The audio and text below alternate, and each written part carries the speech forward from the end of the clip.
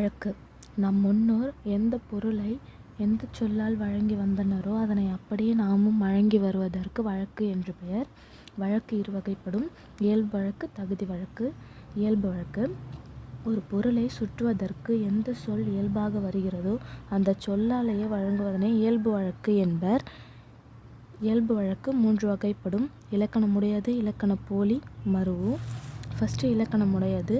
இலக்கண பிழை இல்லாமல் வழங்கி வருவதனை இலக்கணம் உடையது என்பர்.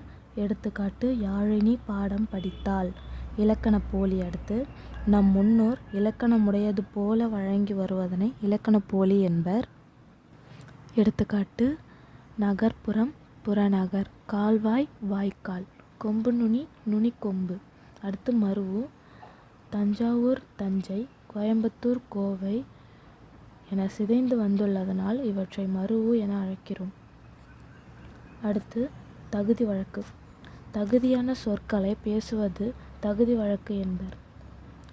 தகுதி வழக்கு இருவகைப்படும்: மூவகைப்படும்: இடக்கரடக்கல், மங்கலம், குழுவுக்குறி. இடக்கரடக்கல். ஃபர்ஸ்ட், பலர் முன்னே கூறுவதற்கு இடர்பாடாக தோன்றும் சொற்களை நீக்கி தகுந்த சொற்களால் அப்பொருளை தெரிவிப்பது இடக்கரடக்கல் என்பர்.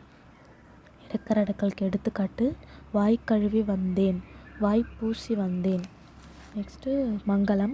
அமங்கலமான சொல்லை நீக்கி மங்கலமான சொல்லால் அப்பொருளை வழங்குவது மங்கலம் என்பர். எடுத்துக்காட்டு: இறந்து விட்டார், இறைவனடி சேர்ந்தார். லாஸ்ட் ஒன், குழுவுக்குறி. ஒரு குழுவினர் தமக்கு மட்டும் புரியும் வகையில் ஒரு பொருளுக்கு குறிப்பாக வழங்கும் பெயரை குழுவுக்குறி என்பர். எடுத்துக்காட்டு: பொற்கொல்லர் பொன்னை பறி என்பர். நன்றி.